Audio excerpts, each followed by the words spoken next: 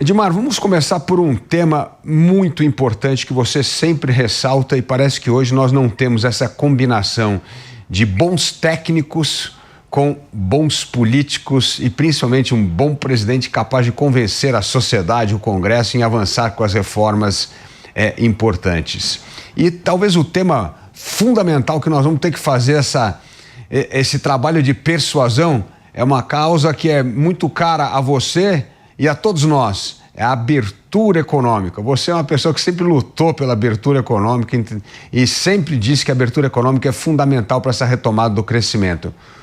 É possível fazer esse processo de convencimento da sociedade das virtudes da abertura num mundo que cada vez caminha mais para um nacionalismo e fechar a economia? Pois é, né? Eu acho que o Brasil sempre remou contra a maré, né? Enquanto todo mundo estava abrindo, nós estávamos fechando, né? Quem sabe a gente agora continua remando contra a maré também, né, Luiz Felipe? Agora que o pessoal está fechando, a gente se abre, né? Seria uma boa oportunidade, né?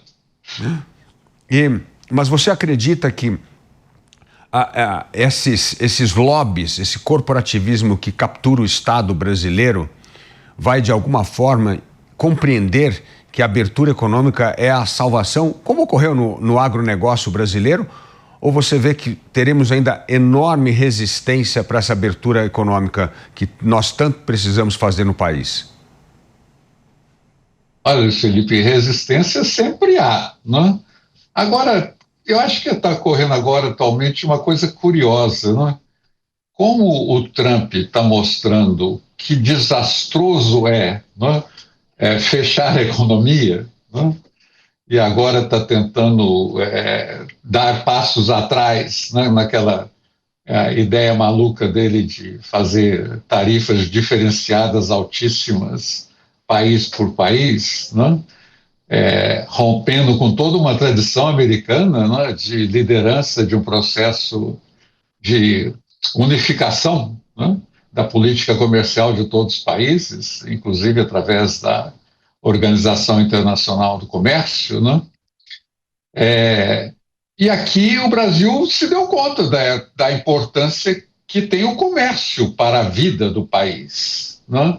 Esse acordo com o Mercosul e Comunidade Europeia me parece que pode ter um ganho extraordinário, principalmente na parte tecnológica, esse intercâmbio tecnológico, porque uma das coisas fundamentais é nós ganharmos produtividade, né, Baixa? Acho que um grande gargalo hoje do Brasil é a nossa baixíssima produtividade, muito fruto dessa economia fechada que a gente está falando aqui. Como você vê nessa lista de prioridades para o Brasil retomar a produtividade que nós perdemos ao longo, produtividade do trabalho, produtividade do capital, como é que nós vamos retomar a questão da produtividade a partir de 2027? Porque a gente sabe que 26 vai ser um ano turbulento, mas nós precisamos ter um plano. E essa é uma questão fundamental. Sem dúvida, né? Luiz Felipe, olha assim, produtividade eu acho que depende de uma série de fatores, né? A primeira é a escala, né? As empresas precisam ser grandes para poderem ter custos menores, né? E para isso elas precisam de um mercado amplo, né? O Brasil é grandinho, mas é só 2,5% do mundo, né? 97,5% do mercado está lá fora, né? E, portanto, se nossas empresas não se abrirem para o mercado externo, elas não ganham escala, né? Esse é o primeiro ponto. O segundo ponto é tecnologia, né? Nós só conseguimos concorrer aqui dentro e lá fora, né? Se estivermos buscando a tecnologia de mais alto nível, né? E para isso a gente precisa incorporar nos nossos produtos, né, os insumos e os bens de capital os mais modernos que existem, né? Uma vez perguntaram para o presidente de uma indústria automobilística por que ele não fabricava Renaults aqui no Brasil tão bons quanto os Renaults que ele fabricava em Paris, na França. E ele respondeu simplesmente o seguinte: olha, me deixem importar peças e partes da Europa que eu produzo Renaults aqui tão bom quanto os Renaults que eu produzo lá, né? E nós não deixamos, né? Nós queremos ter uma indústria automobilística toda voltada para o seu próprio umbigo, né? Exceto por uma ligação com a Argentina, né?